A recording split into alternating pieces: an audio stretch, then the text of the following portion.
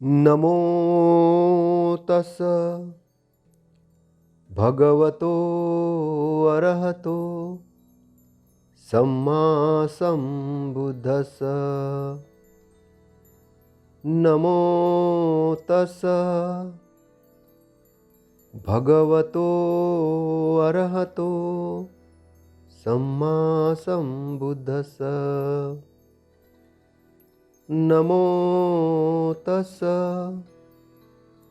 भगवतो अरहतो सम्मा सम्बुद्धस्स। आज हम दूर ठक ठक शुद्ध पर बात करने वाले हैं और आप शांत चित्त होकर इसको सुनेंगे, ऐसे आपसे मैं आशा करता हूँ। कुछ लोग बुरे मन से बोलते हैं और कुछ लोग सच्चे मन से बोलते हैं। मुनि इन अपवादों में नहीं पड़ते, इसलिए मुनि के लिए लोक में कहीं भी कठोरता नहीं है।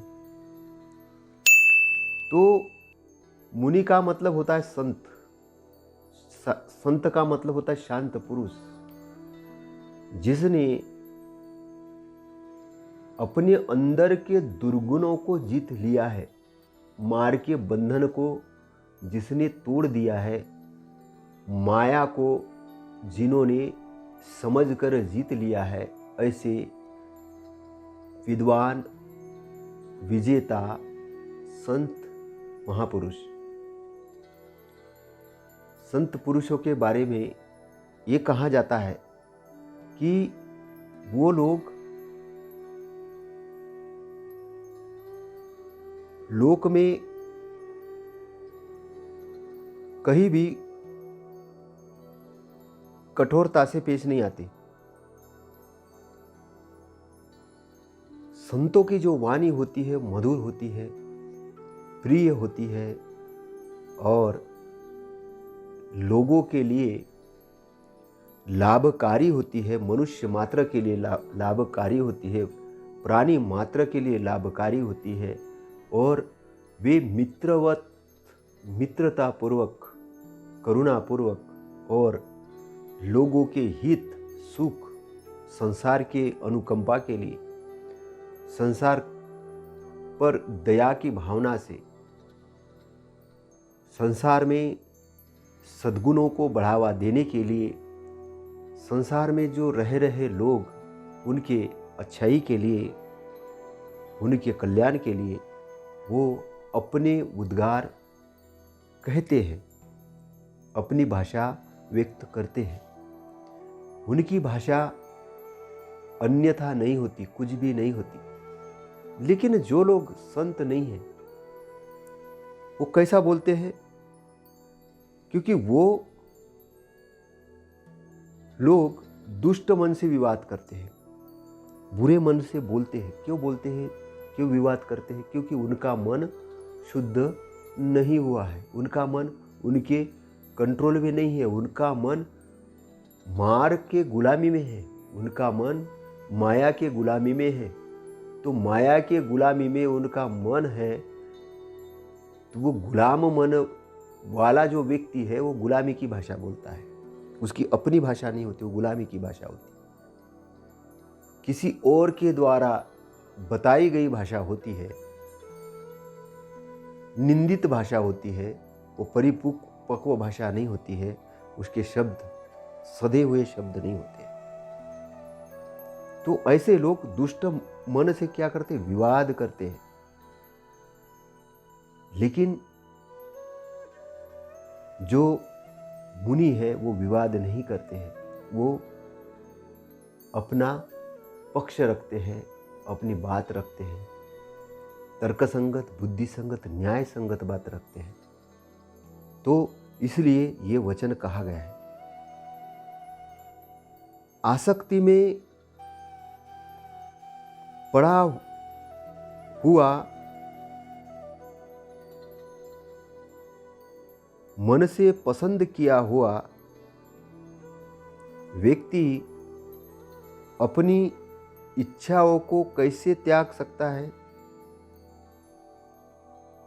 स्वयं स्वीकार की हुई दृष्टि के अनुसार कार्य करता हुआ वह जैसा जानेगा वैसा ही बताएगा। व्यक्ति आसक्ति में पड़ा है, इच्छाओं का गुलाम है, आसक्त है कोई चीज़ पे, मार के एरिया के अंदर में है, मार के बंधन में है, तृष्णा के बंधन में है, तो तृष्णा का गुलाम है, आसक्ति का गुलाम है। आसक्ति का गुलाम व्यक्ति आसक्ति की पूर्ति के लिए बात करेगा। आसक्ति के क्षेत्र में अपने को स्थापित करके बात करेगा। और कैसे बात करेगा? अपने आसक्ति के पूर्ति के लिए बात करेगा। तो उसका जो दृष्टिकोण होगा, उसका दृष्टिकोण आसक्ति की पूर्ति के लिए काम करेगा। जो आंतरिक दृष्टिकोण, उसका जो दृष्टिकोण होगा वो सम्यक नहीं होगा, उसका सत्काय दृष्टि होगा। सत्काय यानी असम्यक दृष्टि होगी उसकी, सम्यक नहीं होगी, असम्यक दृष्टि होगी। तो जब इंटरनल दृष्टिकोण ही असम्यक है, जब इंटरनल आंतरिक दृष्टिकोण ही जब असम्यक है, सही नहीं है, तो जब दृष्टिकोण सही नहीं है तो उसका पिक्चराइजेशन भी सही नहीं होगा। उसको आसक्ति ने चारों तरफ से घेर रखा होगा, उसको चारों तरफ आसक्ति ने घेर रखा होगा। आसक्ति घेरने के कारण वो आसक्ति का गुलाम है, वो मारक बंधन का गुलाम है। ऐसा गुलाम व्यक्ति जो है वो आसक्ति में पड़ा रहता है। और आसक्ति में पड़ा व्यक्ति अपनी इच्छा में वशीभूत होता है, वो इच्छाओं का गुलाम होता है। जागृत व्यक्ति इच्छाओं का मालिक होता है, उसको जो चाहिए सोच समझ के वो प्राप्त कर लेगा। लेकिन गुलाम व्यक्ति, उसको पता ही नहीं कि वो चीज़ क्यों चाहिए, वो इच्छाओं का गुलाम होगा, उसका सब है फिर भी दुखी होगा, क्योंकि वो इच्छाओं का गुलाम है। इच्छाओं का जो मालिक है वो स्वयं का मालिक होगा। जो इच्छाओं का गुलाम है वो मार के बंधन के अंदर होगा, तृष्णा के अंदर में होगा। और इसलिए वो आसक्त हुआ व्यक्ति इच्छाओं का वशीभूत होकर उसका गुलाम होगा। तो वो व्यक्ति किस प्रकार से अपनी दृष्टि को बताएगा? क्योंकि उसका जो दृष्टिकोण है वैसा ही वो बात करेगा, वैसा ही वो बताएगा। वैसा ही अगर साहित्य लिखता तो वैसा ही लिखेगा, प्रवचन करता तो वैसा ही प्रवचन करेगा। तो उसके जो निर्मित है साहित्य, जो उसको निर्मित होंगे वैसे ही होंगे, उसके प्रवचन होंगे वैसे ही निर्मित होंगे, उसकी कथा कहानियाँ भी वैसी ही होगी। तो वो सारा का सारा जंजाल ऐसा बुना देगा, ऐसा फैला देगा, उसका प्रचार प्रसार करते रहेगा। तो एक गलत चीज से हजार प्रकार की गलत चीज़ों का निर्माण कर देगा। एक कल्पना जिसका कोई अस्तित्व नहीं है, उन कल्पनाओं का वो निर्माण कर देगा। जैसे आपने पहले कभी सुना होगा कि कोई मूर्ति दूध पी रही है और लोगों ने लाइन लगा के हजारों लीटर दूध को पानी जैसे बहा दिया। जो ये बात फैलाने वाला व्यक्ति आंतरिक दृष्टिकोण से आसक्त था, गुलाम था, मार का गुलाम था, तृष्णा का गुलाम था।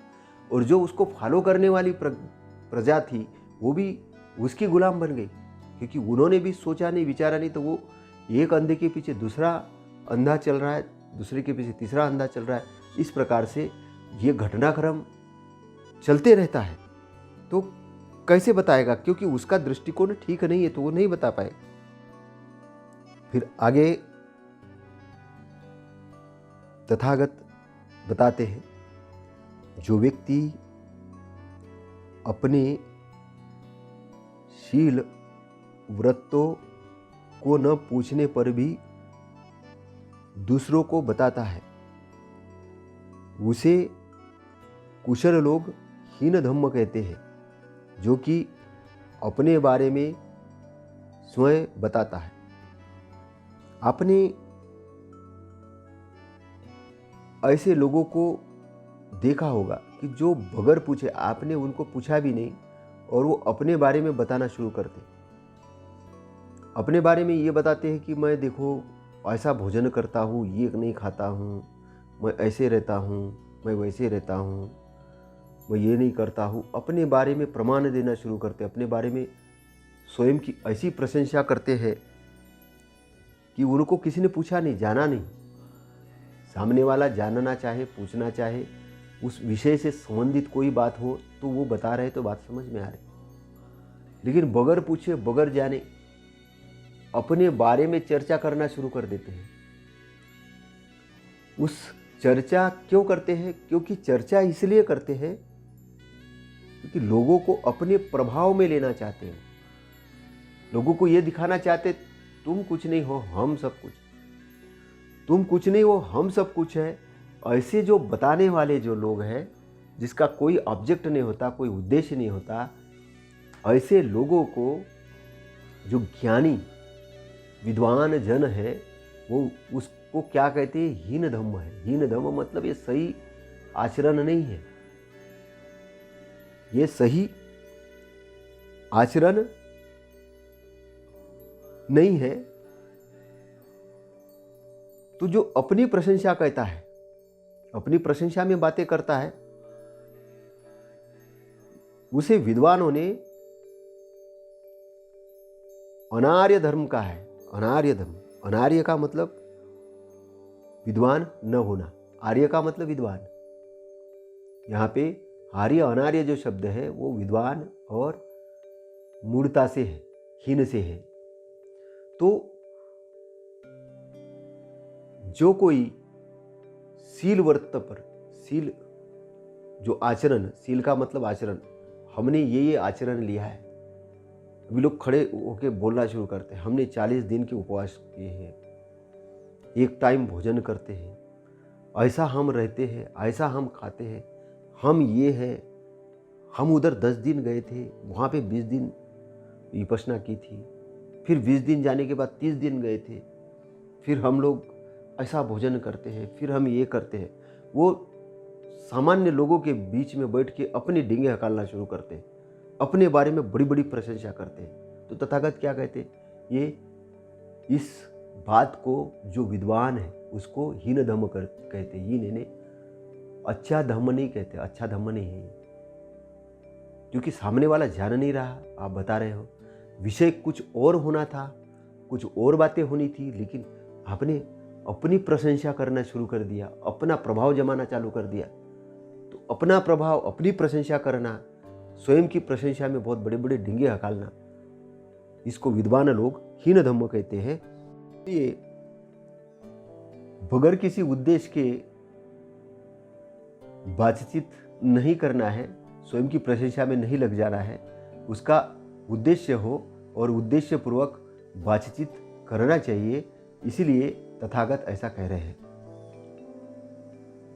जो भिक्षु शांत है,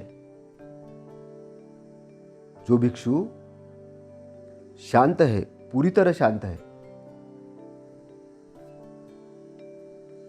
वो शील व्रतों की चर्चा नहीं करता, क्योंकि संसार में वो कहीं भी आसक्त नहीं है। तो कुशल लोग उसे उत्तम धम्म कहते हैं, यानी अच्छा धम्म कहते हैं। जो भिक्षु शांत है, उपशांत है, तो वो शील पर चर्चा नहीं करता है, क्योंकि उसे संसार में कहीं पर भी तृष्णा नहीं है। और उसको कुशलों ने, यानी अच्छे लोगों ने आर्य धम्म कहा है। आर्य धम्म,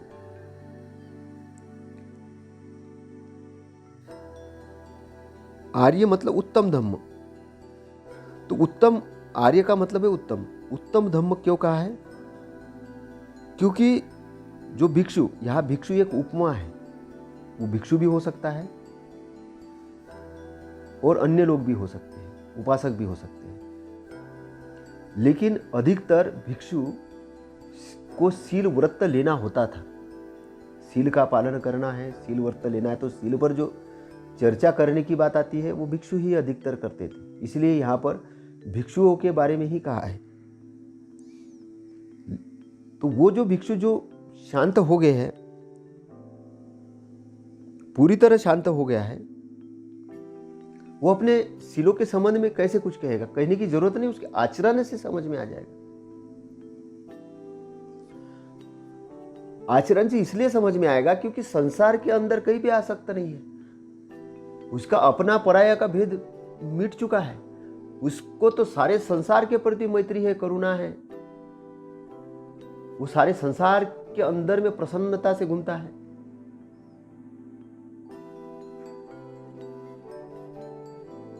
तो उसको अपने बारे में क्या बोलने की जरूरत है? समुद्र को नदियों के साथ में बातचीत करने में ये बताने की जरूरत क्या है कि मेरे अंदर कितना पानी है? वो तो नाला है, जब पानी आता तो भयंकर तरीके से आवाज करता है और फिर खत्म हो जाता है, पानी खत्म हो जाता है। जो लोग बहुत सारे ऐसी बात बताने की कोशिश करते हैं तो आप उनको इतना गहराई में मत लीजिए। वो कोई समुंदर नहीं है, शांत नहीं है, वो तो दिखाना चाह रहे कि हमारे पास क्या है। वो दिखाना चाह रहे। तो जो दिखावटी लोग हैं वो एक्चुअल में दिखावटी ही होते हैं, गहरे नहीं है, वो उतले हैं। तो तथागत की भाषा को यहाँ पकड़ने की कोशिश करिए, तथागत को समझने की कोशिश करिए, तथागत के दृष्टिकोण को समझने की कोशिश करिए। तथागत उन लोगों को बताना चाहते कि जो अभी अपने आप को ये मान बैठे कि हमारे पास में बहुत ज्ञान है, हम बड़े विद्वान हो गए, हमको सब कुछ जानकारी है। उनको एक कदम आगे बढ़ाने के लिए तथागत ऐसा कह रहे हैं। उनके दृष्टिकोण को समझना होगा, जानना होगा।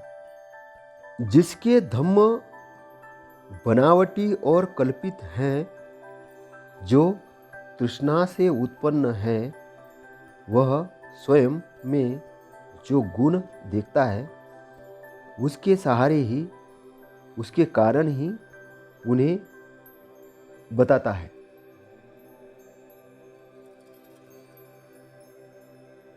अब जिसकी दृष्टियां कल्पित है,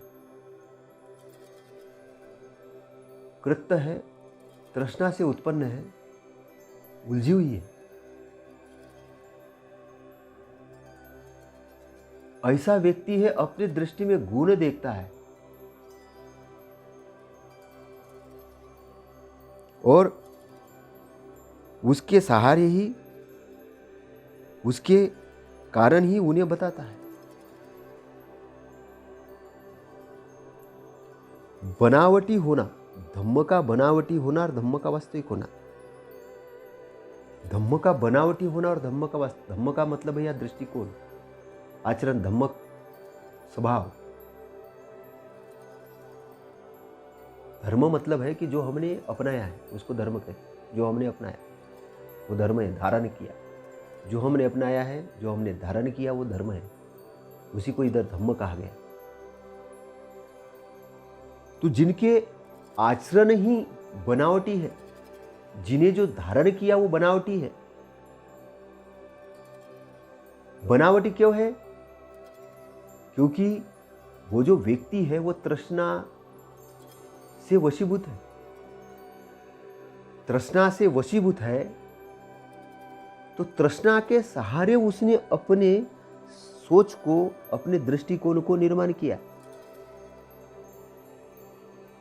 जैसे कोई व्यक्ति रंगीन चश्मा पहन ले, रंगीन चश्मा, शुद्ध जलाशय है, चश्मा रंगीन है, शुद्ध जलाशय को रंगीन चश्मे से जब वो देखता है तो पानी भी उसको रंगीन दिखता है। और वो सारी दुनिया में उसको जो फूलों का रंग है वो वास्तविक रंग नहीं दिखेगा, उसका भी रंग बदल के दिखेगा, क्योंकि उसका जो चश्मा है वो चश्मे का रंग ही गड़बड़।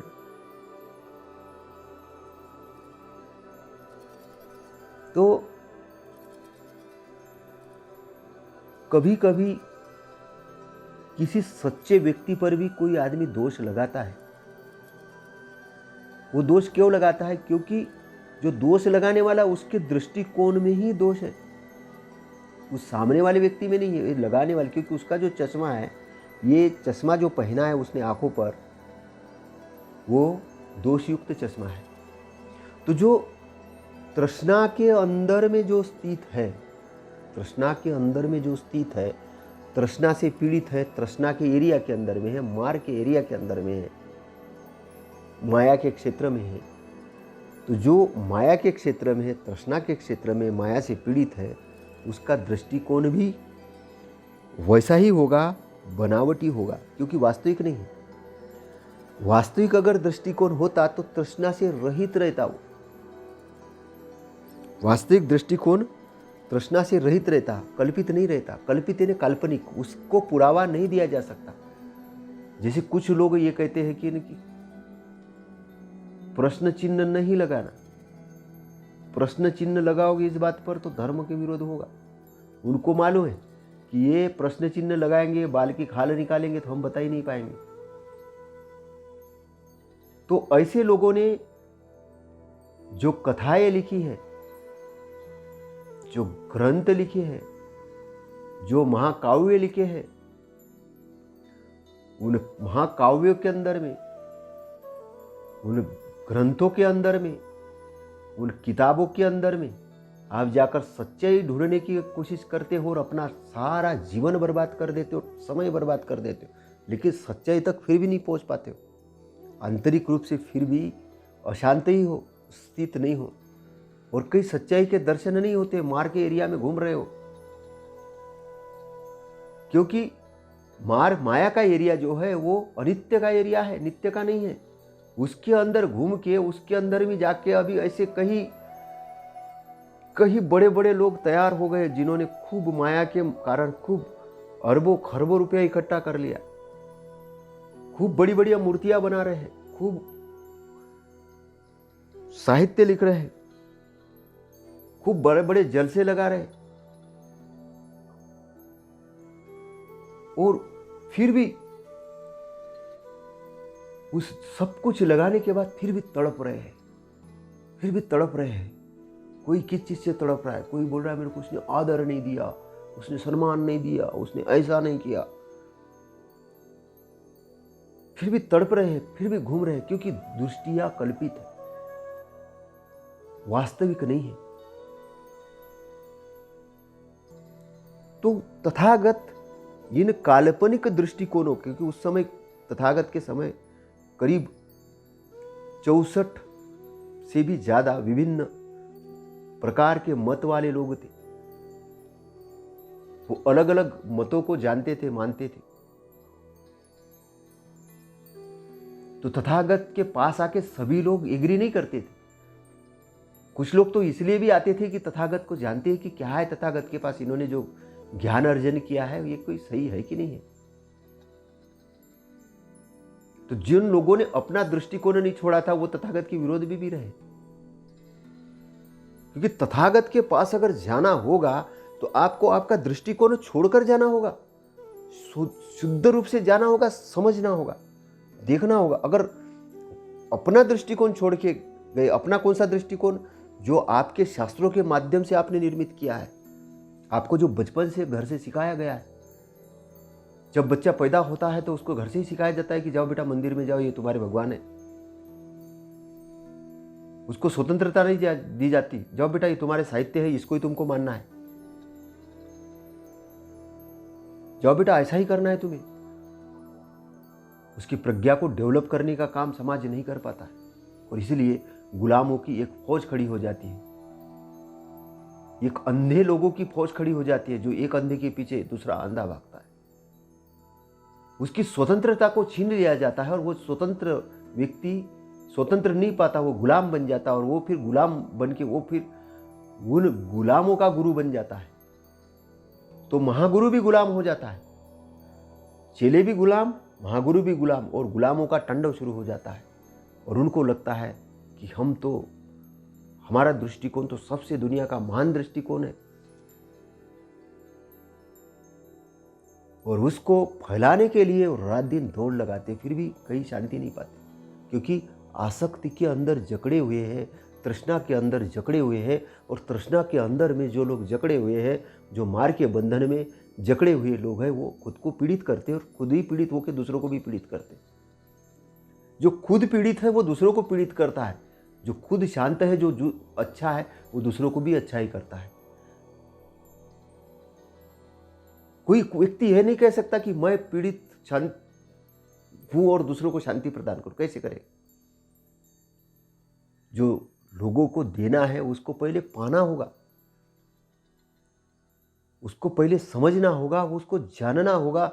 इसलिए अपने दृष्टिकोण को ठीक करने के लिए तथागत कह रहे कि जिनके धम्म बनावटी और कल्पित है, जिनके धम्म बनावटी और कल्पित है, जो तृष्णा से उत्पन्न हुए हैं, तो जो तृष्णा से उत्पन्न हुए हैं, तृष्णा से जो भी चीज उत्पन्न हुई, उस समय तथागत के समय प्रिंटिंग प्रेस नहीं थी,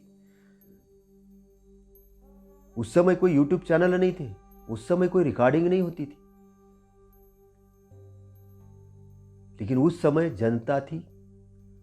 रिकॉर्डिंग कौन करते थे? वो भिक्षु करते थे, जो उनको सुनते थे वो ध्यान में रखते थे कि तथागत क्या बोल रहे हैं, और पूरी तरीके से मनन करते थे, उस पर चर्चा होती थी, और वो पूर्ण तरीके से अपने दिमाग के रख के चलते थे, क्योंकि दिमाग का पावर सबसे बड़ा पावर है। 3 अरब के आसपास में किताबें उसके अंदर स्टोर हो सकती है, बहुत बड़ा उसमें स्टोर है। हमारा दिमाग बहुत बड़ा स्टोर है, बहुत बड़ा उसके अंदर में चीजें, कई सारी हजारों, बचपन से जो आप आए हो, पैदा हुए हो, तब के पूरी फीलिंग्स उसके अंदर एकत्र हो जाती है। जो चीज आप स्टोर करना चाहे, उसको सुरक्षित करना चाहे, वो सब सुरक्षित कर सकते हैं, आपके पास बहुत पावर है। लेकिन उसी पावर का अगर दुरुपयोग होता है तो वो चीज समाज के लिए घातक भी है, लेकिन उसका सदुपयोग होता है तो वो उस चीज समाज के लिए बहुत लाभदायक है। समाज के लिए नहीं, संसार के लिए नहीं, अपनी खुद के लिए भी लाभदायक है। तो जिनके धम्म बनावटी और कल्पित है, जो तृष्णा से उत्पन्न है, तो वो क्या होता है? तृष्णा से उत्पन्न है, अब वो गुण देखता है उसमें। कुछ लोग है ना कि वो, हम ज्यादा नहीं पीते, बस 2 पैक लगाते, सुबह लगाते, 2 पैक शाम को लगाते, उसमें गुण देखता, सामने वाले बोलता उसमें हार्ट बहुत अच्छा रहता है। लेकिन जब कुछ समय बाद जब ऐसी पोजीशन आती है तो डॉक्टर कहता है कि अभी आपको छोड़ना पड़ेगा, आप सप्ताह में ज़्यादा से ज़्यादा 1 बार पी सकते हो। फिर कुछ समय आता है कि आप 1 सप्ताह में 1 बार भी नहीं पी सकते हो, अब तो आपको पूर्णतः त्यागना पड़ेगा, नहीं तो आपका लीवर कमजोर हो गया। पहले वो उसमें गुण देख रहा था, अभी दोष देख रहा है। जब उसको एहसास हो गया तो तथागत ये क्यों कहना चाह रहे? तथागत मार के बंधनों से छुटकर निब्बान के एरिया में आने के लिए, आपके शांति के लिए, आपके भलाई के लिए, क्योंकि वो एक सर्जन है, मानसिक सर्जन है, धम्म के सर्जन है। तथागत महान विद्वान डॉक्टर है, बहुत बड़े, उन्होंने वो चीज को जाना है, समझा है, और एक छोटी सी छोटी बात को पकड़ के, समझ के, जान के बोल रहे। कोई अचानक नहीं बोल रहे, अचानक आपको उपदेश देने नहीं आ गए, पूरा विश्लेषण करके, और उनके जाने के बाद उनके द्वारा जो बताया गया धम्म है वो उनका वारिस है। उन्होंने अपना उत्तराधिकारी किसी भिक्षु को नहीं बनाया, वो धम्म को बनाया, और धम्म को भी जान के, समझ के मानना है, क्योंकि व्यक्ति को स्वतंत्रता दिया है कि आपके अंदर में वो प्रज्ञा है, तो उसको डेवलप करने के लिए तथागत कह रहे, उसको डेवलप करने के लिए तथागत ये बात कह रहे हैं कि जो तृष्णा से उत्पन्न हुए धम्म है, जो तृष्णा से उत्पन्न हुए चीजें हैं, जो भी हो, चाहे किताबें हो, चाहे वाणी हो, चाहे फिर कैसेट हो, जो भी हो, वो बनावटी और कल्पित होते हैं। लेकिन लोग उसमें गुण देखते हैं। क्यों? क्योंकि उनको पता ही नहीं गुण क्या होता है, और उसके कारण ही वे उस गलत चीज़ का प्रचार प्रसार करते हैं, गलत चीज़ के समर्थक बन जाते हैं, हीन धम्म के समर्थक बन जाते हैं, और हीन धम्म के समर्थक बनकर उसका प्रचार प्रसार करते हैं। विश्वासों के ग्रहण को आसानी से नहीं छोड़ा जा सकता, क्योंकि निर्णय करके ही कोई मत ग्रहण किया जाता है। इसलिए व्यक्ति उन मतवाद में रहते हुए धम्म को बार बार छोड़ता और ग्रहण करता है। विश्वासों के ग्रहण को आसानी से नहीं छोड़ा जाता। अब जो जिस चीज़ पे एक बार विश्वास हो गया, श्रद्धा हो गई, उसको एकदम से छोड़ा नहीं जाता है, क्योंकि निर्णय करके ही कोई मत को ग्रहण किया जाए, क्योंकि उसने निर्णय किया, कैलकुलेशन किया। सामने वाले ने ग्रहण जो किया वो कैलकुलेशन करके ग्रहण किया, लेकिन किस परिस्थिति के अंदर में उसने ग्रहण किया उसको नहीं मालूम। क्या वो जिस वक्त उस मत को ग्रहण किया वो उस वक्त सही जान के उसने ग्रहण किया, होश की अवस्था में ग्रहण किया, कि ऐसे ही ग्रहण कर लिया? वो तृष्णा में था, तृष्णा की अवस्था में था, तृष्णा से पीड़ित था, आसक्ति से पीड़ित था, उस वक्त उसने उस विश्वासों को ग्रहण कर लिया। किस स्थिति में ग्रहण किया वो इंपॉर्टेंट चीज है। तो जिन्होंने ग्रहण किया, जिन चीज को ग्रहण किया, समझा है, उसको आसानी से छोड़ा नहीं जा सकता। इतना आसान भी नहीं है छोड़ना। और इसलिए क्या करता है वो व्यक्ति, धम्म के अंदर आता है, फिर धम्म के बाहर जाता है, धम्म के अंदर आता है, धम्म के बाहर, अच्छाई के अंदर आता है, अच्छाई से बाहर चला जाता है, विचलित होता है। क्यों विचलित होता है? क्योंकि छोड़ नहीं पा रहा है, बार बार वो उधर आकर्षित होने की कोशिश कर रहा है।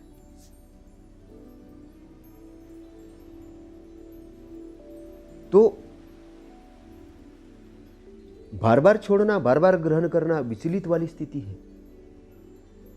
और वो क्यों है? क्योंकि उन्होंने बहुत लंबे समय से प्रैक्टिस की है, वो चीज़ की, और वो चीज़ को वो आदी हो गया है। से आदी हुआ व्यक्ति उस मतवाद का आदी हो गया तो एकदम से नहीं छोड़ता। आप किसी को कहो कि इस मूर्ति के अंदर में जान नहीं है, उसने कई सालों से पूजा है, बोलेगा आप क्या बात कर रहे हैं, ये मूर्ति मेरा भला कर रही है, वो मूर्ति मेरा भला कर रही है, ये वो बोलेगा, क्योंकि वो मत है उसका। उसने सुबह शाम अगरबत्ती लगाई उस मूर्ति के सामने,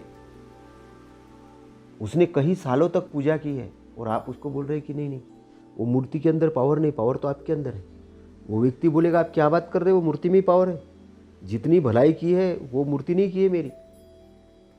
क्योंकि वो व्यक्ति सुबह सुबह जाके पंचांग प्रणाम करता था, बात करता था मूर्ति के साथ, कहता था कि मुझे मेरी भलाई हो जाए, मेरी सब अच्छाई हो जाए, मैं आपको प्रसाद चढ़ाऊँगा, ऐसा करूँगा, वैसा करूँगा, और वो सब बातें बोल के उस पर अपना फोकस करके सब कार्य करता था। तो कार्य करता था तो उसको वो इस प्रकार से अच्छे रिजल्ट भी आते थे, तो उसको विश्वास घर कर गया कि नहीं ये मूर्ति के कारण नहीं हुआ है। अभी तो हमारे किसी एक मित्र ने एक बात कही कि उनका जो ट्रांसफ़र हुआ है वो ट्रांसफ़र उनके पत्नी के मंदिर जाने के कारण हुआ है। बोले नंगे पैर से मंदिर जाती थी और उसके कारण हुआ है। उसने कई बार ये कहा कि मेरा पति का ट्रांसफ़र इधर होना चाहिए, माता मेरा पति का ट्रांसफ़र होना चाहिए, और वो पति के सामने जाके वो बात कहती होगी, नहीं कहती होगी तो भी उसका चित्त और ये पति का चित्त डिस्कशन करता होगा, फीलिंग करता होगा कि नहीं। तो पति भी उधर लग गया उस कार्य, उसने लोगों से बातचीत किया, उतने बड़े बड़े अधिकारियों से बातचीत किया, और जिनके हाथ में ट्रांसफ़र था उन तक ये बात पहुंची और ट्रांसफ़र उस व्यक्ति का उस स्थान पे हो गया। तो पक्का विश्वास हो गया कि ये माता के कारण ट्रांसफ़र हुआ है। लेकिन अगर विश्लेषण करो घटनाक्रम तो क्या है कि हमने जो सोचा था, हमने जो ये किया था, वो उस प्रयास के कारण, उस प्रक्रिया के कारण ट्रांसफ़र हुआ। अगर वे माता का कितना भी दर्शन करते और इनका पति अगर वो एप्लीकेशन लिख के नहीं देता कि मुझे ट्रांसफ़र होना है और वो अधिकारी नहीं मानता, तो ट्रांसफ़र होता क्या? नहीं होता। लेकिन एक विश्वास, एक मत कैसा पैदा हुआ? तो वो मत को हम बोलेंगे कि ये छोड़ो, ऐसा नहीं हुआ, तो वो माता को मानने वाली महिला नहीं छोड़ेगी, कि वो बोलेगी कि माता के अंदर पावर है, मेरे अंदर पावर नहीं है, सिस्टम के अंदर पावर नहीं है। तो तथागत कह रहे कि व्यक्ति बार बार धम्म के अंदर आता है, धम्म से बाहर जाता है। वो शक्ति कहीं नहीं कहीं बाहर ढूंढता है। माया के अंदर शक्ति देखता है, तृष्णा के अंदर शक्ति दिखता है, ऐसे ही। लेकिन उसको ये पता ही नहीं कि शक्ति उसके अंदर है। शक्ति उसके अंदर है। तो माया के अंदर शक्ति होने से क्या होता है कि माया के अंदर अपनी शक्ति देखता है तो वो भ्रमित हो जाता है।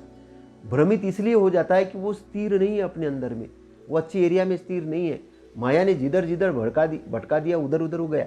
माया ने क्रोध दिला दिया तो वो क्रोध के वश में चला गया, तो क्रोध में कोई काम कर लिया, द्वेष में काम कर लिया, तो कभी कभी उसके हाथ से कभी शांति में काम कर लिया, कभी कोई क्रोध नहीं, कोई द्वेष नहीं, तो शांति अवस्था में आ गया, धम्म की अवस्था में आ गया, तो फिर अच्छा काम करने लग गया। तो जो अविचलन जैसी जो जिंदगी है, अविचलन जैसी जिंदगी है, जिनका कोई दृष्टिकोण एकदम से सपाट नहीं है, तो गति क्या है? गति क्षीण है। वो भौरे जैसी गति हो रही, वही कि वही घूमना हो गया। लेकिन जो विद्वान है, जिनके मत पूर्ण तरह स्पष्ट है, वो उनकी गति क्या होगी? बहुत तेज गति होगी, उनकी स्पीड बहुत तेज होगी।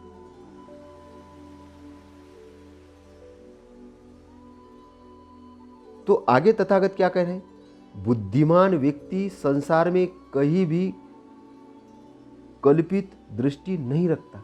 तो बुद्धिमान जो व्यक्ति होता है वो संसार में कहीं भी कल्पित दृष्टि नहीं रखता है। वह बुद्धिमान व्यक्ति माया और अभिमान को त्याग कर फिर वह अनासक्त किस कारण विवाद में पड़े? जिसने सत्य को सत्य जान लिया, जिसने असत्य को असत्य जान लिया, जिसने तृष्णा को जान लिया, तृष्णा की जो माया है उसको जान लिया। माया का मतलब है कि जो दिखता है वैसा नहीं है। अब शरीर दिखता है आपको कि ये शरीर बहुत सुंदर है, लेकिन अगर सच्चाई में देखो तो शरीर सुंदर है। अगर बुद्ध से पूछो कि शरीर बहुत सुंदर है तो वो आपको बताएंगे कि शरीर कैसे कैसे सुंदर है। वो बोलेंगे इसमें से तो पसीना निकल रहा है देखो इसका 2-4 दिन नहीं नहाओ तो इसमें बदबू आ जाएगी। वो उसकी व्याख्या वैसी कर लेंगे। सामान्य आदमी तेल पाउडर लगा के बोलेंगे मैं कितना सुंदर हूँ। तो वास्तविकता क्या है? तथागत वास्तविकता के दर्शन करते थे। तथागत माया के अंदर नहीं भटकाते, सत्य के अंदर लाने की आपको कोशिश करते हैं। सत्य के अंदर क्यों कोशिश करते हैं? क्योंकि सत्य को सत्य जानो, असत्य को असत्य जानो, दुख नहीं होगा। अगर आपने टेम्पररी को परमानेंट मान लिया तो टेम्पररी छूटने वाला है, तो टेम्पररी छूटने वाला तो आप दुखी हो जाओगे। संसार दुखी इसलिए तो है कि वो छूट नहीं जाए हाथ से। अरे भैया छूटने वाला है, छूटने वाला है। लेकिन इसका मतलब ये नहीं है कि आप अपनी संपत्ति कहीं भी दे दो, कुछ भी, ऐसा नहीं है ना। इसका दृष्टिकोण वो नहीं है। ये वैचारिक से संबंधित है कि जो चीज टेम्पररी है उसको टेम्पररी मानो, उसका एक वाहन के रूप में उपयोग करो। किस लिए उपयोग करो? वाहन के रूप में। शरीर भी एक वाहन है, संपत्ति भी एक आपके लिए साधन है, एक वाहन है। अगर आपके पास अच्छी संपत्ति है, अच्छे आप पढ़े लिखे हो, बच्चों को पढ़ा सकते हो, सब कुछ बढ़िया कर सकते हो, तो उसको वाहन के रूप में, साधन के रूप में, तो उसको साधन के रूप में जब आप देखोगे तो भवसागर को पार करने के लिए साधनों का उपयोग करो। आपको तथागत एक बहुत बड़ा खजाना देना चाह रहे हैं, निब्बान की एरिया का खजाना देना चाह रहे, और इसीलिए वो समझा रहे कि इधर ही नहीं लटक के रहना। ये माया के बंधन में ही लटक के रह के शरीर चला जाएगा तो फिर आप वो चीज़ पा ही नहीं पाओगे। शरीर है तो उसको समझो, उस चीज़ को समझो, और वो भवसागर को पार करने के लिए अपने नाव को लगाओ, शरीर को लगाओ। तो तथागत का जो दृष्टिकोण बहुत बड़ा व्यापक दृष्टिकोण है।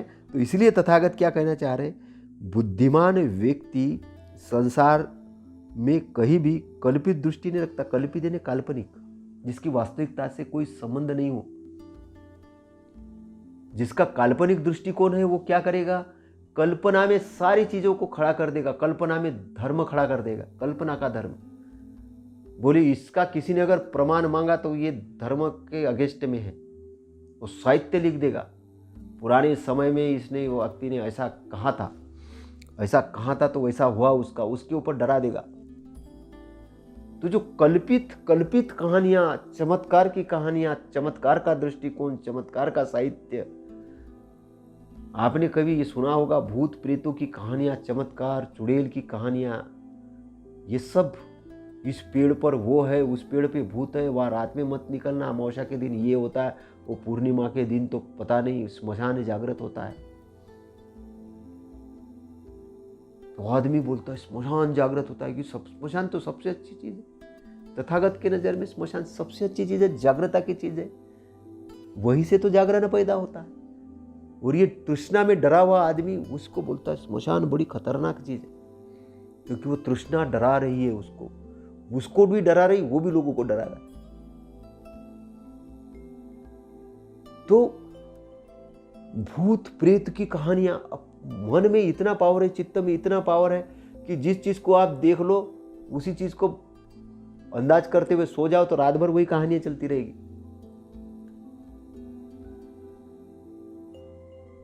आपके अंदर में बहुत पावर है, बहुत शक्तियां हैं, लेकिन शक्ति का सदुपयोग भी हो सकता है, शक्ति का दुरुपयोग भी हो सकता है। आपकी शक्ति का, आपके ऊर्जा का, आपके ज्ञान का दुरुपयोग नहीं हो, वो सही डायरेक्शन में लगे, आप एक बढ़िया व्यक्ति बन सके। तो तथागत क्या करे कि जो बुद्धिमान होता है, जो बुद्धिमान व्यक्ति होता है, तो वो व्यक्ति संसार के अंदर में, इस संसार के अंदर में कहीं भी कल्पित दृष्टि नहीं रखता है। जो प्रमाणित नहीं है, जो सत्य नहीं है, उसको कल्पना को कल्पना ही मानता है, सत्य को सत्य मानता है। लेकिन अब कल्पना को ये मत देख लेना, जो विजुअलाइजेशन पावर है, जो सम्यक दृष्टि है, वो बड़ी पिक्चर को देखना है, वो कल्पना नहीं है, वो सम्यक दृष्टि है। अगर एक चीज से, अगर कोई व्यक्ति फसल बो रहा है, फसल के उत्पाद देख रहा है कि भाई मेरे पास 5 करोड़ की फसल होगी, 10 करोड़ की फसल होगी, तो वो कल्पना नहीं है, वो वास्तविकता है। वो एक बीज को पेड़ के रूप में देख रहा है, बीज को बीज बोया उसने, और वो देख रहा कि ये पेड़ होगा तो पेड़ में इतने फल लगेगी, इसलिए उसका संरक्षण करना। वो है समाधि, वो सम्यक समाधि। लेकिन एक समाधि जो होती है वो असम्यक होती है, जिसको बीज तो बोता नहीं है, लेकिन सोचता है कि ये हो जाए, वो हो जाए, वो कल्पना में जी रहा, वो कल्पना है, वो काल्पनिक है। तो तथागत वास्तविक धरातल की बात कर रहे हैं, व्यापकता की बात कर रहे हैं।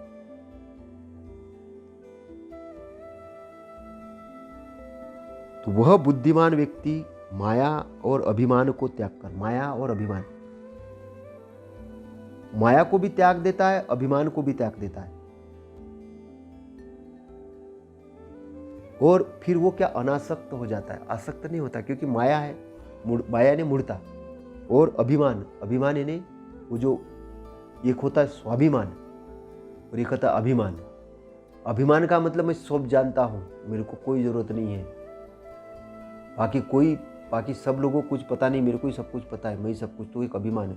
स्वाभिमान मतलब है स्वयं का आदर करना, स्वयं का सत्कार करना। स्वयं का आदर करने वाला व्यक्ति, स्वयं का सम्मान करने वाला व्यक्ति अच्छा आचरण करेगा, क्योंकि दूसरे उसको कुछ गलत नहीं बोले, इसलिए वो लोगों के साथ अच्छा व्यवहार करेगा। लेकिन अभिमानी व्यक्ति दूसरे को दबा के रखेगा, ये गुलाम बने रहे, ये गुलाम बने रहे, इसलिए गुलामी के शास्त्र बनाएगा, वर्ण व्यवस्था बनाएगा, वो जाति व्यवस्था भी बनाएगा, छुआछूत डाल देगा, द्वेष की भावना डाल देगा, सब लोगों के वो बोलेगा मैं सबसे श्रेष्ठ हूँ, और फिर कोई और ये नहीं कहे तो बोलेगा मैं जन्म से ही श्रेष्ठ हूँ, फिर वहां पे एक और चीज लगा देगा। तो उस प्रकार से उसका जो अहंकार है भयंकर तरीके से बढ़ जाएगा, अभिमानी हो जाएगा, वो इधर चलेगा, उधर चलेगा, उधर चलेगा, ऐसा देखेगा, वैसा देखेगा। आप देखते होंगे कई लोगों को वैसे अभिमान में जीते कि उनको लगता है एक व्यक्ति मेरे पास पहुंचा, बोले मैंने भविष्यवाणी कर दी थी। मैंने कहा काय की भविष्यवाणी कीजिए महाराज आपने? बोले मैंने भविष्यवाणी कर दी थी कि इस 6 महीने के अंदर में मेरे पत्नी को कहीं ना कहीं दुर्घटना होगी। मैंने कहा अच्छा फिर क्या हुआ? बोले वो मेरे बाइक से गिर गई, फिर उसके घुटने को चोट आई, फिर मरते मरते बची। तो मैंने कहा ये कैसे हुआ? बोले वो जो मैंने भविष्यवाणी की थी बिल्कुल सत्य हो गई। मैंने उनको कहा कि आकर्षण का एक नियम होता है, जानकारी है बोला आपको? बोले हाँ। उनका कैसा होता? समान चीजें समान चीज को आकर्षित करती। अगर आपने आम का बीज बो लिया तो आम का पेड़ निकलेगा। बोले हाँ। मैंने कहा ऐसे ही विचार है, अगर आपने उनके ब्रेन में विचार डाल दिए कि आपके साथ ऐसा होगा, तो उसने सत्य अगर मान लिया, क्योंकि वो आप पे विश्वास करते, आप उसके पति हो, उसके दिमाग में कहीं नहीं कहीं रखा कि वो सेक्टर होना है, तो वो घबराहट पैदा हो गई चित्त में, मन में। घबराहट के कारण क्या है? वो घटनाओं ने आकर्षित किया, उस घटनाओं ने आकर्षित किया और उसके कारण उसका एक्सीडेंट हुआ। तो बोले ऐसे कैसे हो सकता है? उनका बिल्कुल ऐसा होता है। बोले आपसे अगर पहले मिलते तो ऐसा नहीं होता। तो बोला मैं भी नहीं जानता हूं ऐसी चीजें, मैं भी सीख रहा हूं, मैं भी एक शिष्य हूं। लेकिन लोग अनायासेस घटनाओं का निर्माण कर देते हैं। उनको लगता है कि हम बहुत बड़ा काम कर रहे हैं समाज के अंदर में। ऐसी भावना पैदा के, डराने वाली भावना पैदा की, जिसका वास्तविकता से कोई संबंध नहीं हो। कल्पना के अंदर में तो कल्पना का दृष्टिकोण, भ्रम का दृष्टिकोण पैदा करके खुद की भी हानि करते, लोगों की भी हानि कर देते, संसार की हानि करते। लेकिन जो अनासक्त है, जो विद्वान है, वो क्या पूरी पिक्चर को ढंग से देखता है, वो एक एक चीज को देखता है, तो वो व्यक्ति अनासक्त हो जाता है। वो दृष्टि भ्रम में नहीं पड़ता है। और उसका दृष्टि कैसा होता है? उसका दृष्टिकोण बुद्धिमानी का दृष्टिकोण होता है। इसलिए वो मुंह से भी वाचा बोलेगा, मन से सोचेगा, शरीर से वर्क करेगा। उसके शरीर के अंदर में, सारी चीजों के अंदर में नाप तोल के, समझ के, जान के बोलेगा, जान के वर्क करेगा, जान के सोचेगा और विजुअलाइजेशन पावर को सही ढंग से इस्तेमाल करेगा। वो शांति की बात करेगा, समृद्धि की बात करेगा, सम्मान की बात करेगा और उधर दृष्टिकोण रख के सजग और जागरूक होगा। वो ऐसा व्यक्ति अनासक्त होगा। ऐसा व्यक्ति अनासक्त होगा तो ऐसा व्यक्ति क्या है? अपना सम्मान करेगा, सामने वाले का सम्मान करेगा, तो उसका अभिमान खत्म हो जाएगा और वो माया के बंधन में भी नहीं रहेगा, क्योंकि माया अनित्य है। वो संसार के अंदर में मानव मात्र के संरक्षण के लिए काम करेगा, उनको दुख देने के लिए नहीं। उनको हिफाजत के लिए काम करेगा, उनके समृद्धि के लिए काम करेगा, अपनी भी समृद्धि के लिए करेगा, सामने वाले के समृद्धि के लिए करेगा। उसके विचार, उसकी वाणी। तो तथागत इस संसार में जो लोग, जो प्राणी मात्र रहे, उनके कल्याण के लिए काम करने वाले महामानव है। और विश्व के लिए सबसे बड़ी गौरवान्वित बात है, गौरवपूर्ण बात है कि इस भारत के अंदर में वो पैदा हुए, यहाँ पे इस भारत के अंदर में ज्ञानवाद। और आज भारत को अगर विश्व के अंदर में जो सम्मान है, जो दर्जा, वो तथागत का, उसमें बहुत बड़ी भूमिका है। तथागत की बहुत बड़ी भूमिका है। उसको समझना होगा, उसको जानना होगा। और इसलिए तथागत जो बात कह रहे हैं, उस बात के अंदर में बहुत बड़ा विश्लेषण छुपा हुआ है, बहुत बड़ी जानकारी छुपी है। तो आगे तथागत क्या करे? आसक्ति युक्त व्यक्ति ही धम्म संबंधी विवादों में पड़ता है। आसक्त जो व्यक्ति है, आसक्त युक्त व्यक्ति ही धम्म संबंधी विवादों में पड़ता है। जो आसक्ति रहित है, वह किस कारण और कैसे विवाद में पड़ेगा? जो आसक्त रहित है, भाई आप पंछियों को कभी लड़ते हुए देखा? आकाश में पंछियों को कि ये मेरा उड़ने का स्थान, मेरा ये है, तुम इधर से उड़ो, तुम उधर से उड़ो। उनके लिए तो खुला आकाश है। तो हंस क्या होते हैं? हंस तो आकाश में उड़ रहे हैं, मजा कर रहे हैं, एंजॉय कर रहे हैं पूरे लाइफ का, तो वो अनासक्त है। लेकिन एक पानी के डबरे में, एक डबरे के अंदर में, एक छोटे जगह पे रहने वाले मुर्गा मुर्गी जो है आपस में लड़ रहे कि वो उस बिल में घुसे कि वो उस बिल में घुसे। लेकिन जो अनासक्त हो गए उनके लिए तो पूरा ब्रह्मांड उनका हो गया, वो कहीं भी आसक्त नहीं, उनके लिए ब्रह्मांड अपना ब्रह्मांड हो गया। और इनके लिए ये आसक्त वो डबरा ही उनका घर हो गया। तो जो आसक्त लोग हैं, जो आसक्ति में पड़े हैं, वो लड़ाई झगड़े इसमें उसमें, इसकी बुराई उसकी बुराई, उधर में इतने ज्यादा लगे रहते हैं कि उनको लगता है कि वो बहुत बड़ा महान कार्य कर रहे हैं। उनके लिए अपना ये होता है, वो दूसरा पराया होता है। ये मेरा, ये तेरा, ये मेरा, मेरा अपना, मेरा तेरा पे लगे रहते हैं और 24 घंटे मेरा तेरा में ही लगे रहते हैं। तो जो आसक्ति में पड़ा रहता है वो दुखी रहता है, मेरे तेरे में ही लगे रहता है। ये मेरा, ये तेरा, ये मेरा, ये तेरा। लेकिन जो आसक्त रहित है वो मेरा अपना खत्म हो जाता है, उसका अपना पराया खत्म हो जाता है। तो उसे निज दृष्टि और उच्छेद दृष्टि नहीं होती, उसमें क्या होती, निज दृष्टि।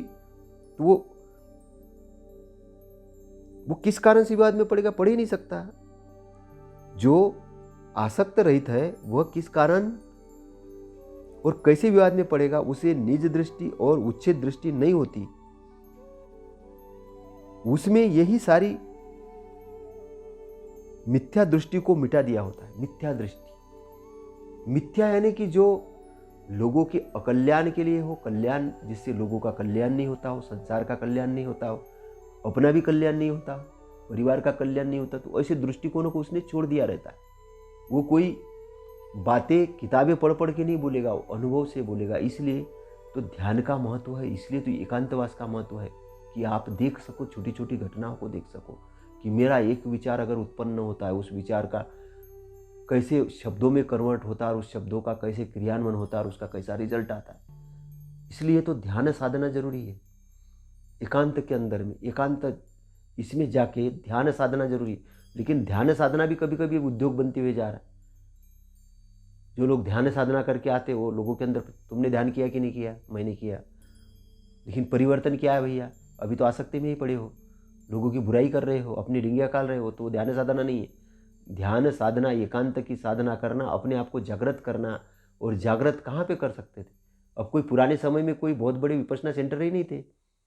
जंगल में जहाँ पे भिक्षु भिक्षाटन करके आते थे, जंगल में किसी पेड़ के नीचे बैठ के वही ध्यान करने लगते थे। कहीं पुलाव का ढेर हो, कहीं अच्छा पेड़ हो, खेत हो, जहाँ भी एकांत में बैठने को मिले वही ध्यान करते थे। लेकिन अब लोगों ने बोला 10 दिन लगातार वही जाना पड़ेगा तो हमारा ध्यान होगा। तो फिर वो भी एक धंधा है, बांध दिया है, मत बना दिया लोगों का कि वही जाके ध्यान होगा। और वही गुरु है ना, वही बताएंगे तो ही ध्यान है, वैसा ही ध्यान करना है। अरे भैया वो भी गुरु नहीं, वो भी शिष्य है, वो सीख रहे हैं, जितना मालूम है उतना उन्होंने सिखा दिया। लेकिन क्या परिपूर्ण वो जानते नहीं?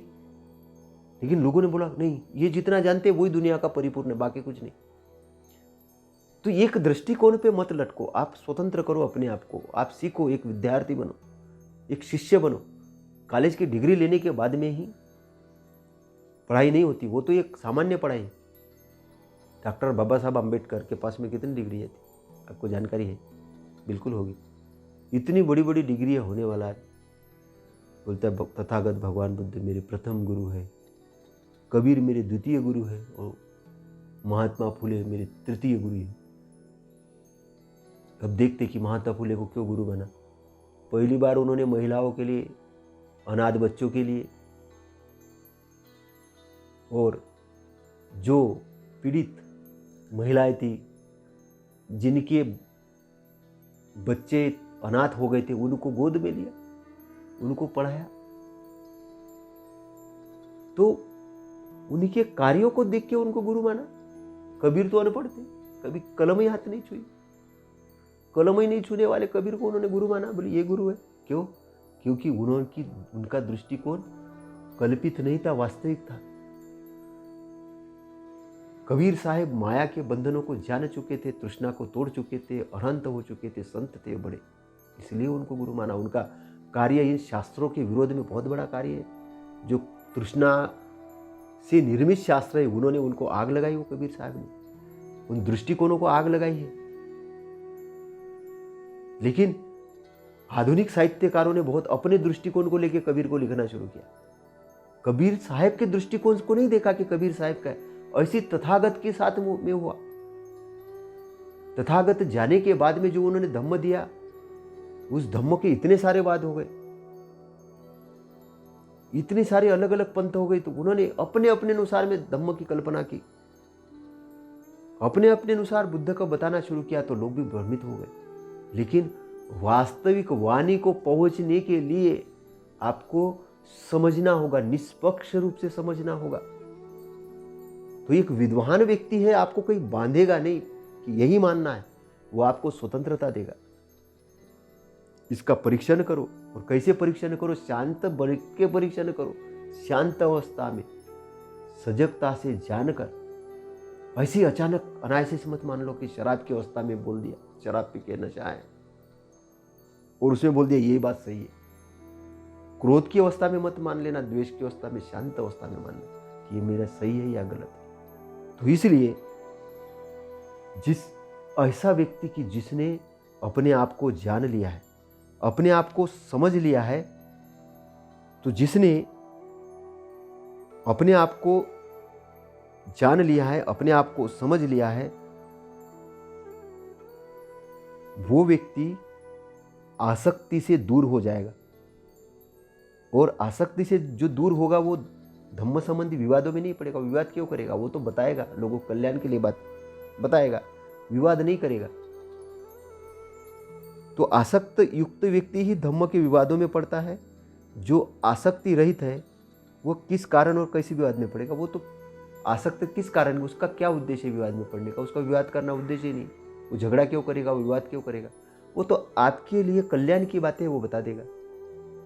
जैसे कोई एग्जाम्पल हम लेते हैं कि पटाचारा, उनकी बच्चा जैसे एक्सपायर हुआ, तो तथागत के पास गई और बोले कि इसको जीवित करो तथागत, आपके पास तो बहुत ज्ञान। अब तथागत को समझ में नहीं आया कि क्या बोले एक माता। तथागत ने कहा, तुम जिस घर में कोई मरा नहीं हो, उस घर में से राई के दाने ले आओ, वो दाने लाओगे तो मैं जीवित कर दूंगा।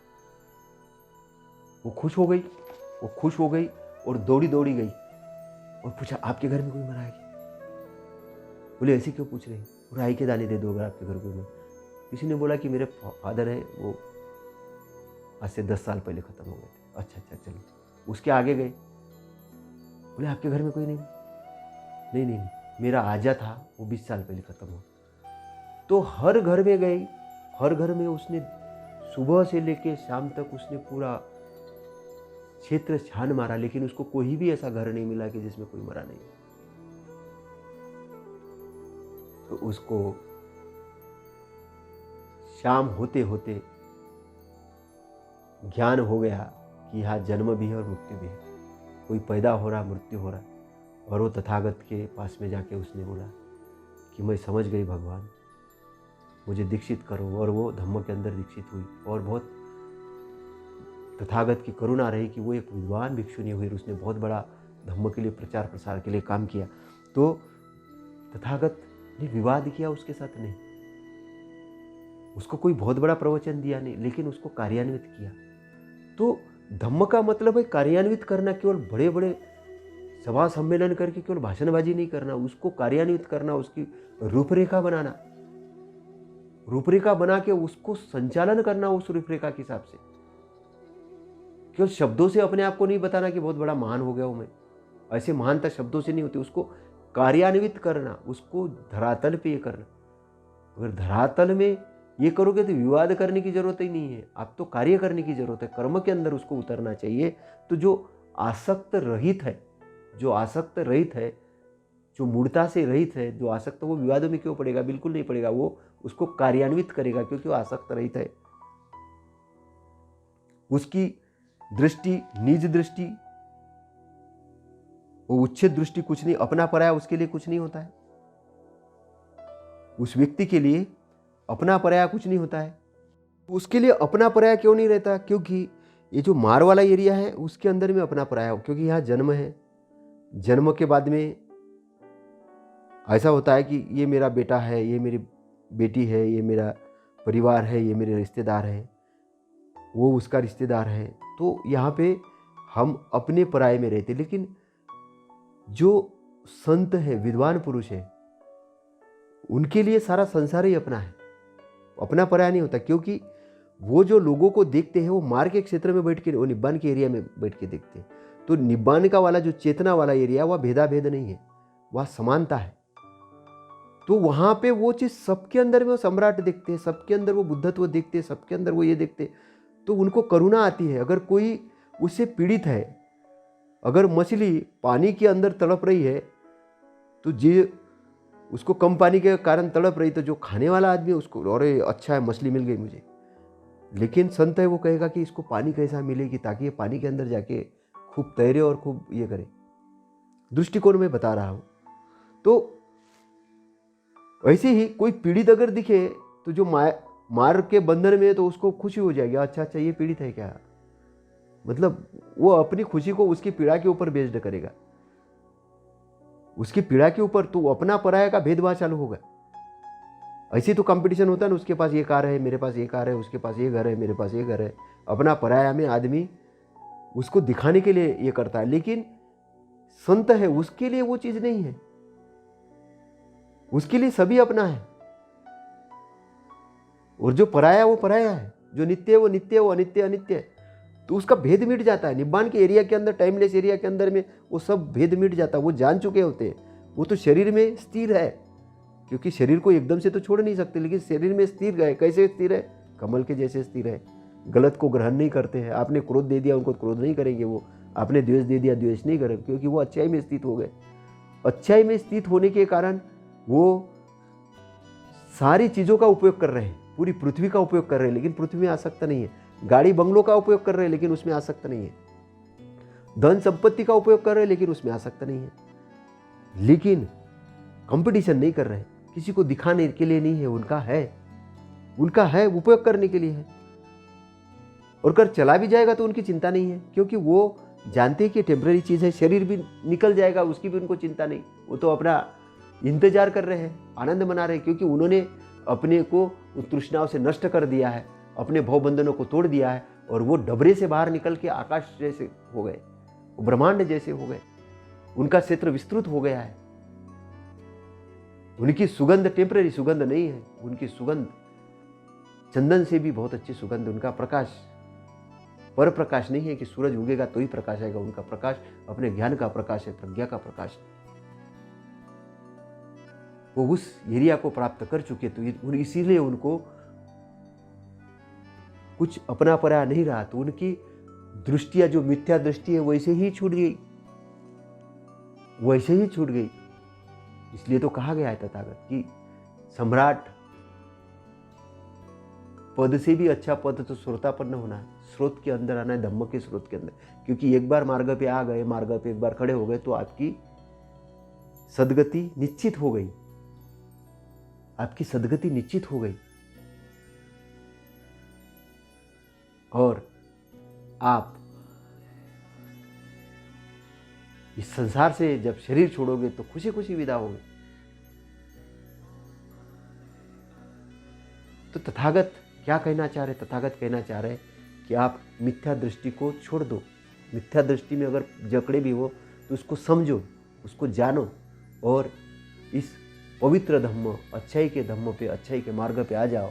अपना भी कल्याण करो, खूब कल्याण करो अपना, और लोगों का भी कल्याण करो, सबका कल्याण करो, सबके साथ मैत्री भाव रखो, सबके आनंद के लिए बात करो, सबके प्रगति के लिए बात करो, सबके प्रगति की कामना के लिए बात करो। आपका मंगल हो, आपका शुभ मंगल हो, आपके परिवार में सब लोग स्वस्थ रहे, सब आनंद में रहे, सभी की उन्नति हो, सभी की कल्याण की कामना के साथ भवतु सब्ब मंगलम, भवतु सब्ब मंगलम, भवतु सब्ब मंगलम। नमो बुद्धाय, नमो धम्माय, नमो संघाय। साधु साधु साधु।